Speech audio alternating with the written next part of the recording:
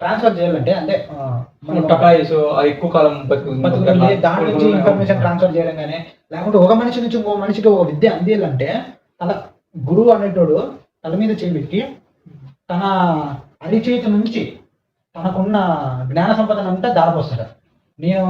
నేను తెలుసుకున్న పురాణం నుంచి నేను తెలుసుకున్న విషయాలు ఈ చిన్న డీటెయిలింగ్ కూడా ఏదో విధంగా జ్ఞానాన్ని ఆ రాజ్యానికి ఆ రాజు ఆ వ్యక్తి వస్తానగానే ప్రకృతి నుంచి కూడా వర్షం పట్టడం కూడా తెలుగు వర్షంలో ఉండేది, తమిళ వర్షంలో ఉన్నాయి కదా, వర్షం పట్టడం కానీ ఎంత బలి ఉంటుంది. ఇంకోటి ఏంటంటే నాకు నచ్చింది సేను యుగానికి పరిస్థితుల్లో ఒకటే ఈ కథ తప్పకంటే హీరోయిన్ ఇద్దరు హీరోయిన్లతో ఇక్కడికి వెళ్ళిపోతారు. వెళ్ళిపోయిన తర్వాత అక్కడ ఎవ్వరు ఉంటారు.